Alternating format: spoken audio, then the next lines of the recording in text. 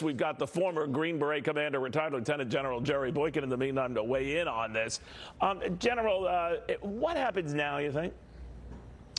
Well, I think that your report from Trey Yingst is a good indication of what we're going to see. And I had said this on this network yesterday.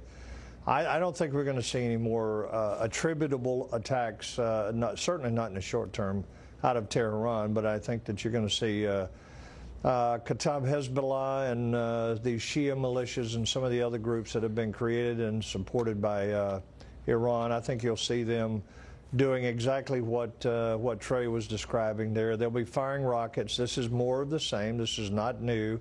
But I think that that's what you'll see. But what we will not see is a cessation of the friction between the United States and Iran.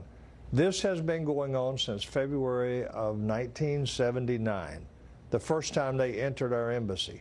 And then in November, they entered our embassy and took a group of hostages, ultimately 52 of them.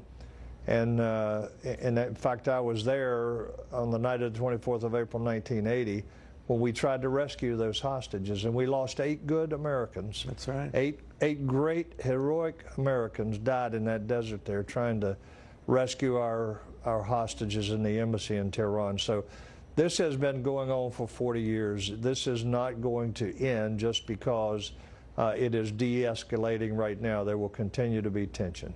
You know, I don't want to make a general statement on this. The senators and a lot of the congressmen who are coming out of their own briefings earlier, it's fallen largely along party lines. Democrats not convinced that the efforts to take out Soleimani, he's a bad guy, they acknowledge that, but Democrats think there was no compelling evidence to say that we had to take him out now. Republicans just the opposite. What do you think of that? Yeah, think about this. If the president knew that there was even a reasonable probability that this guy was about to perpetrate an attack that would kill Americans, and he didn't do anything, he didn't make that call to take him out, what would that have been? I would have called that malfeasance. I would have called it irresponsibility on the part of the commander-in-chief. He has that responsibility first and foremost as the president and the commander-in-chief is to protect Americans. Let me switch gears very quickly, if you'll indulge me, sir. This notion that this plane, this Ukrainian plane that crashed, originally the Ukrainians and the Iranians were saying it was engine fire, engine trouble. The Ukrainians have since pulled back from that, saying we'll have to wait and see. What do you think happened there? I have no idea, Neil. I've heard the reports that an engine overheated or whatever.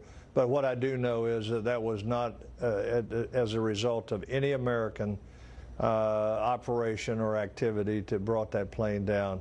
I suspected it was probably explainable in terms of some kind of malfunction of the aircraft itself. But America didn't do that. No, and even the Iranians aren't saying that. They did say, at least, that they're pretty convinced it was essentially a Boeing issue. They didn't say as much, but that it was not even accidentally hit by Iranian missiles. Yeah. But obviously the drama is building up around this thing, isn't it?